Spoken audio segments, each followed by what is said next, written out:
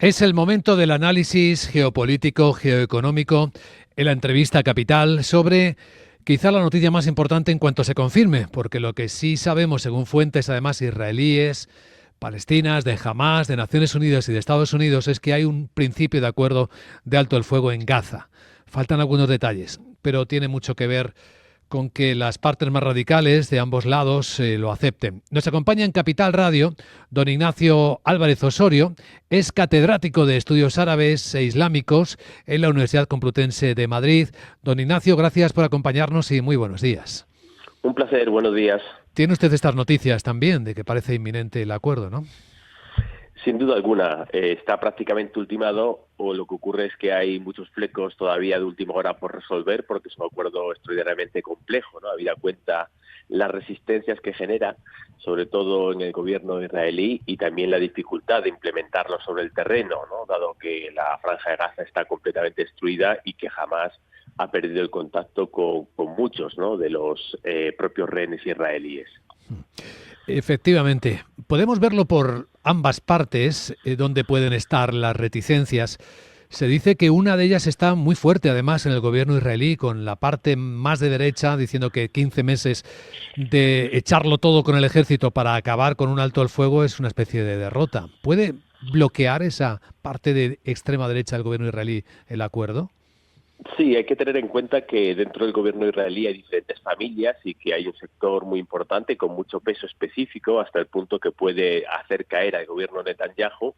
Es el integrado, ¿no?, por los partidos de corte ultranacionalista y supremacista que quieren, ¿no?, un gran Israel, anexar los propios territorios palestinos y que se oponen frontalmente a cualquier tipo de compromiso y de acuerdo con la parte palestina. Durante los últimos 15 meses lo que han hecho ha sido torpedear, ¿no?, cualquier posibilidad de acuerdo y han tenido éxito, ¿no?, en este sentido, ¿no? Por lo tanto, su apuesta clara es un escenario de cuanto peor mejor, ¿no? Es decir, no firmar un alto el fuego y continuar de manera indefinida la guerra en Gaza contra Hamás y la expulsión, ¿no?, de la población que todavía reside en ese territorio. En el lado de Hamás parece que las reticencias están porque dicen no tener garantías suficientes de que el ejército israelí, de que Israel se retire del todo de Gaza. Sí, hay varias también dificultades, ¿no?, porque piden una retirada completa del conjunto del territorio para facilitar la reconstrucción y también, en este sentido no han obtenido respuesta positiva, ¿no?, porque Israel pretende quedarse, ¿no?, en algunas zonas del territorio y sobre todo quizás el punto más conflictivo es el control, ¿no?, del paso de Netzarim, que divide en dos la parte norte-sur de la Franja de Gaza, impidiendo el retorno, ¿no?, de los más de 500.000 desplazados palestinos que fueron expulsados de sus hogares. Por lo tanto, quieren, ¿no?, una retirada completa y que todos los palestinos que fueron expulsados puedan retornar no a sus hogares, que ya no existen porque han sido completamente destruidos. Hay que tener en cuenta que el 90% de la franja de Gaza ha sido destruida, pero por lo menos puedan volver, ¿no?, a lo que fueron sus hogares en el pasado. La fórmula que está detrás, en la que han trabajado tanto Estados Unidos, la administración Biden, junto con los vecinos países árabes, de buscar una manera que sea la autoridad palestina la que administra Cisjordania, la que también administre Gaza, ¿es viable en la realidad? Bueno, quizás esa es la gran dificultad, ¿no?, porque se ha avanzado mucho en la primera fase, ¿no?, que es la liberación de 33 rehenes israelíes por la liberación de 1.250 presos palestinos, y ahí parece que está ya prácticamente todo cerrado. La segunda fase es más incierta, habida cuenta que no se sabe si el resto de rehenes están con vida y qué organizaciones los retienen. Y después la tercera quizás es la que presenta más dificultades, en tanto en cuanto sería la retirada completa, el establecimiento de una autoridad palestina y el despliegue de fuerzas internacionales, incluso de algunos países árabes como Egipto o Emiratos Árabes Unidos, en la Franja de Gaza, ¿no? Entonces esta es la que reside más complejidad, ¿no?, porque Israel se opone frontalmente a que los palestinos asuman cualquier tipo de autoridad en su propio territorio, y esto genera, ¿no?, dificultades, ¿no? Si bien es cierto que hay un consenso en que jamás no puede tener ninguna responsabilidad de gobierno, no la hay tanto en la cuestión de la autoridad palestina, que sería lo más lógico, ¿no? Y lo que defiende incluso la propia administración Biden. Habrá que ver lo que piensa de esto Trump, ¿no? Una vez que tome el poder en la Casa Blanca dentro de tan solo unos días. Sí, escuchábamos al señor Blinken hace tan solo unos minutos explicar esa idea de quizás podría hacerse por capítulos o por áreas, ¿no? Que la Autoridad Nacional Palestina se encargara de administrar la banca, el agua, la energía, la sanidad, la coordinación civil con Israel, es decir, dejando un poco al margen el área de seguridad y defensa.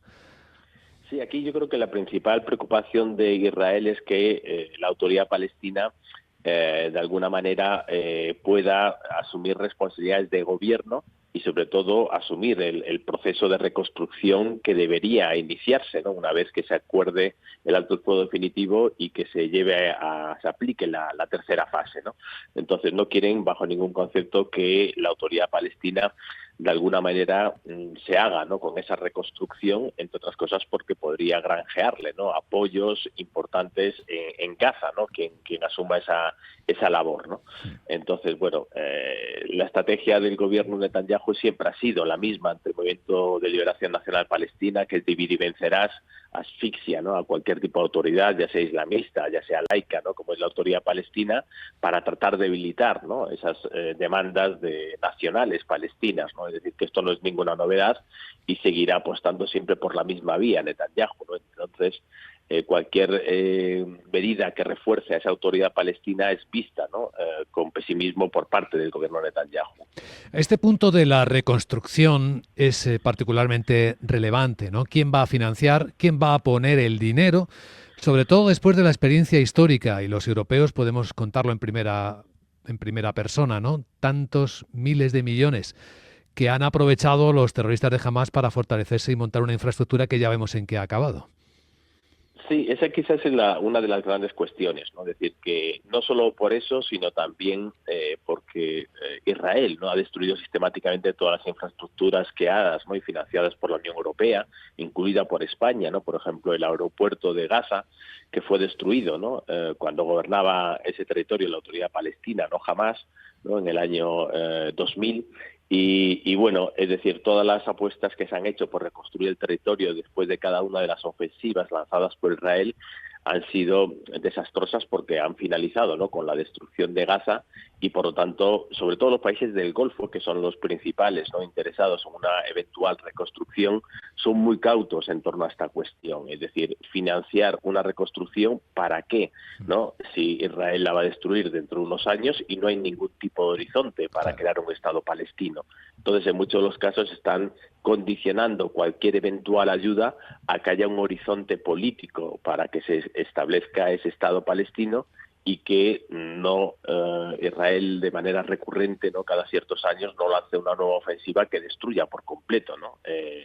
Partes o ciudades o campamentos de la Franja de Gaza.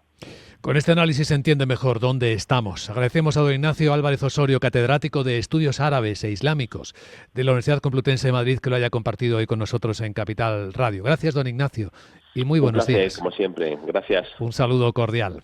Pues a continuación, la gran tertulia de la economía.